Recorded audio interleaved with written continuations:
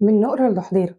مش هاقول لك أكتر من كده. أول مرة أصرف العلاج كانت في ديسمبر 2019. دخلت حميات العباسية وسألت العلاج بيتصرف منين. بصيت كده لقيت دكتور جايبني من فوق لتحت، بس كتر خيره.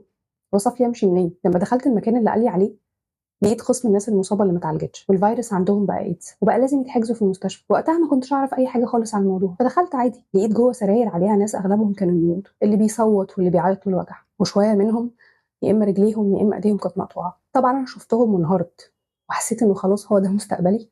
ده أنا ما قدرتش أستحمل وجريت خرجت. وقفت أعيط قدام المبنى لحد ما الممرضة شافتني وجت طبطبت عليا. لما حكيت لها قالت لي إن أنا في المكان الغلط وودتني الحتة الصح. هناك الدكتورة اللي بتصرف العلاج فهمتني الحكاية وقالت لي إن أنا كنت فيه ده قسم الحالات المتأخرة. المهم إني بدأت آخد الدواء وكانت أعراضه الجانبية صعبة قوي عليا. كنت باخده متأخر قصدا، كان بيجيب لي هلاوس ودماغي بتتقل ومش بعرف أنام. ده غير إنه زود الاكتئاب والتوتر عندي جدا. ومع الوقت الاكتئاب زاد وبقى أفكار انتحارية، والأفكار بقت محاولات. بس زي ما أنت شايف كده، محاولات للأسف فشلت. المهم إني رحت ساعتها لدكتور نفسي والدواء اتغير لدواء تاني شبه تقريبا ملوش أعراض، وكل حاجة بقت تمام.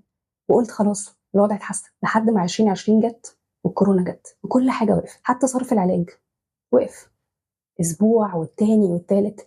قالوا يتصرفوا وصرفوا أدوية بديلة، بس الدكتور اللي كنت بتابع معاه وقتها قال لي لأ ما تاخديهمش لأنها أدوية خطيرة وممكن تموت. أنا دماغي هنا هنجت، بس بصراحة ربنا ما سابنيش.